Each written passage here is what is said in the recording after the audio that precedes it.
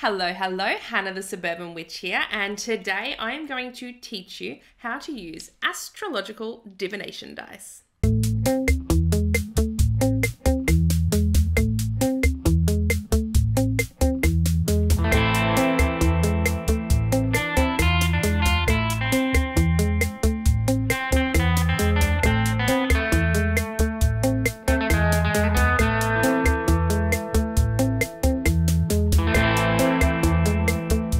Now, if you want to know how to use any divinatory system like that intuitively and easily and access all of your psychic abilities, then you need to be on my course, The Art of Psychic Divination. At the end of this video, I'm going to run the little promo so you can sort of see what it's all about. And there'll be a link in the description box, of course, where you can sign up. If you're new to my channel, I'm Hannah the Suburban Witch, an intuitive tarot reader and astrologer, and of course, professional witch. And I am here to teach you all of my fun, witchy things, show you all of the new tarot decks and oracle decks coming out, and just generally be a super fun, high vibe person here on YouTube. Aha! If you like my style, make sure to hit subscribe, like the video, share the video. All of that helps so much.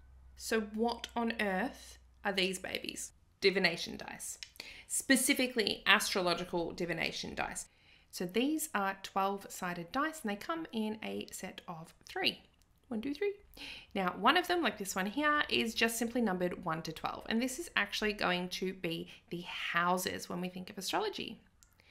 This one here has the zodiac signs, and this one here has the planetary signs, the planetary glyphs. Now, this also includes the north and south node. So what do we do with them? How do we use them? Well, let me tell you, you need to know a little thing or two about astrology before you can use the astrological divination dice. I'm sorry, it's just the rules. You need to know a little bit about what the energies of each planet and each zodiac sign and each house represents. Is that you? Yes, welcome, come on board. Let me teach you how to read with them. If that's not you, remember what I said about my course? I teach all that in there. It's awesome. You can do it at your own pace. You know, it's good. It's good, I promise. So let's go. What we do with these. So you want to go in with a question. Generally, you don't need to, but I suggest that you do. And what you're going to do is you are going to roll the dice, and then you are going to ask your question, or do it before, however you want to do it. And then we're going to read the energies. Personally, and what I'm going to show you today, my favorite way to use these is for career readings. So when I have a client or someone come to me and they say, oh my goodness, I need a career change, or I don't know what I want to study, or I don't know where I want to go with my career, or what is my real career supposed to be because this one sucks. I pull out these bad boys and I say, let's roll the dice and see what it says. So hypothetical person in my sacred space has just walked in and said, something's up, I need to do something else with my life. Throw those dice down, baby. And I go, all right. A little bit of ASMR for you.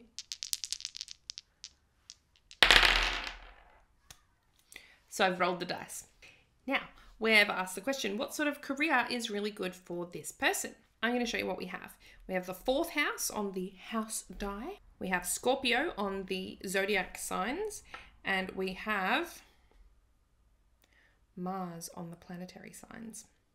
So I'm going to see if I can put these all in my fingers in a way that I can hold them up and show you. All right, so we have Mars, we have Scorpio, and oh, where's the 4th house gone? It was a 4. You know what a 4 looks like, right? It's really hard to hold them. And if I just hold them up like this, you can't see. And if I try and put it here, it's all blurry because it wants to focus on my beautiful face. So you just have to believe me. I've just gone and messed all those up now. So let me put them back because otherwise I'm going to forget. All right, 4th house, we had Mars and we had Scorpio. All right, so Scorpio energy. All right, we need to look at what that entails when we're looking at careers and things like that. And Mars energy, what does that have? And then the 4th house. The 4th house is pretty easy. I would be saying to someone, any job, the 4th house rules over your house, home, and family. Any job that gives you financial stability or stability in where you live is going to be good for you. You need to see that it is worthwhile and there is like good money attached to it, right? It needs to be a sound financial choice. You can't go off and try and be an entrepreneur. That is not going to work for you. No sirree Bob. So 4th house energy, you need to feel safe and secure in your career. Working in something that has maybe a subscription style service, if you want to have your own business, it's going to be all right because you can see and accurately predict how much is going to come in each month. Or you might have already sold, the next 6 months ahead so that you're safe, right? That's a really good option for this fourth house energy. Working from home, another really great option, or at least in a small, tight-knit community, right? You probably don't want it to be too chaotic. The house is where it comes through in our life and sort of how it presents in the physical reality. And that's why I'm talking about the house and the money and all of that. That's how I would read this one. All right, now we need to look at the planetary energy and the zodiac energy. So we have Scorpio and we have Mars. Mars it rules over Aries and traditionally ruled over Scorpio. It is the planet of war. It is a planet of motivation. It is high energy. It is being thrown into challenging situations and just rolling with it. It's quite a masculine energy as well. Then we have Scorpio. Scorpio it's all about getting deep, getting nitty gritty, doing the things that, other people might find uncomfortable. Okay.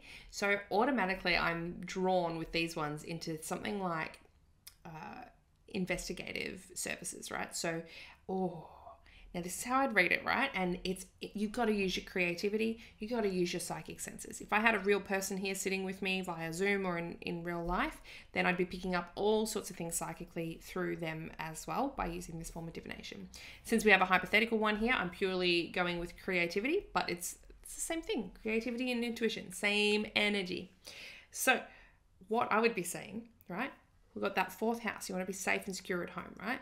This Scorpio, investigative sort of energy, and Mars brings this challenging warlike energy. I would say an amazing career for this would be something like, I don't know how you'd term it, pedophile investigative services, where you almost entrap people on the internet. You can work from home and you're entrapping them, or you're trying to draw them out or figure out where they are, internet cyber hacking sort of stuff, in a hopefully ethical way, working for maybe the police force or something, right?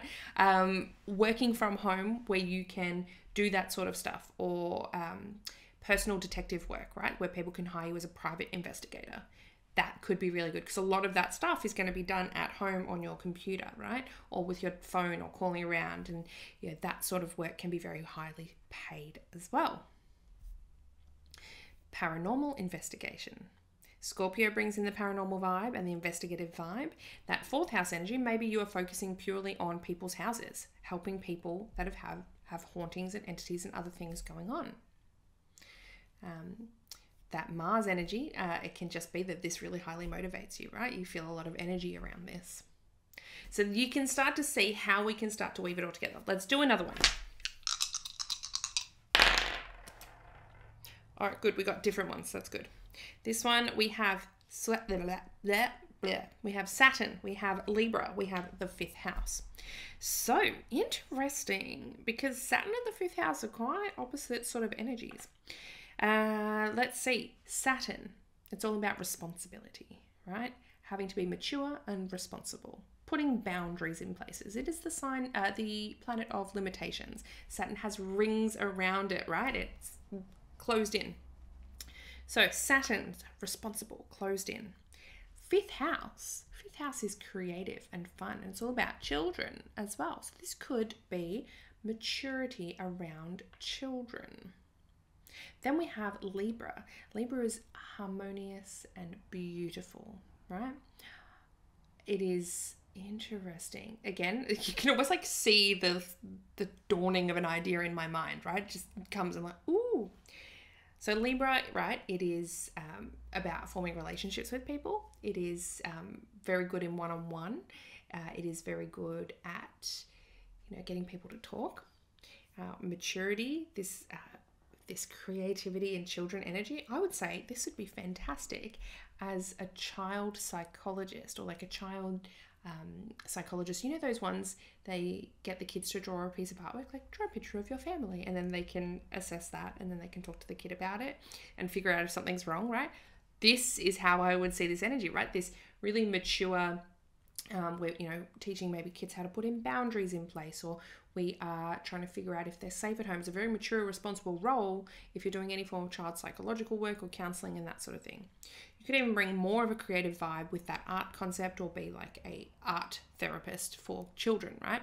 And having that Libra energy is really about building relationships and one-on-one stuff. It is not in a big group. Okay, that's how I'd sort of read this. So we can get really specific on careers, and we can keep it really wide open as well. Like, you need a career where you feel you have a connection with one-on-one with people, so mentoring, coaching, that sort of thing. You can build a relationship. It needs to be a career where you are being responsible and mature, and you have the ability to be creative, either work with children or with art. It can be that vague, or it can be that pointed, right? That is a really great example of how we can use divination dice. How exciting is this? Isn't it fun? Do you not find it fun? I find it so fun. So that is a really quick little dive into divination dice. I really hope you enjoyed this episode. As I said, please subscribe and like and leave a comment. I love hearing from you all. You've probably noticed by now, I literally respond to all of my comments because I love them and I love connecting with you all. So have a wonderful day wherever you are in the world today, and I'll catch up with you next time, hopefully as a student on my course. Bye for now. The Afterlight Institute proudly presents the Art of Psychic Divination Level 1. In this course, you will learn to identify your number one psychic skill, so you know where to focus your energy. You will learn the foundations of psychic divination, crystals, herbs, and the different psychic senses. And you will feel confident in identifying, interpreting, and understanding the signs and symbols from Spirit, guiding you in your everyday life. The Art of Psychic Divination Level 1 featuring Hannah the Suburban Witch. Identify your number one psychic skill while learning everything you need to know to start connecting with the spirit world now. The Afterlight Institute. Ignite the light, magic, and miracles within.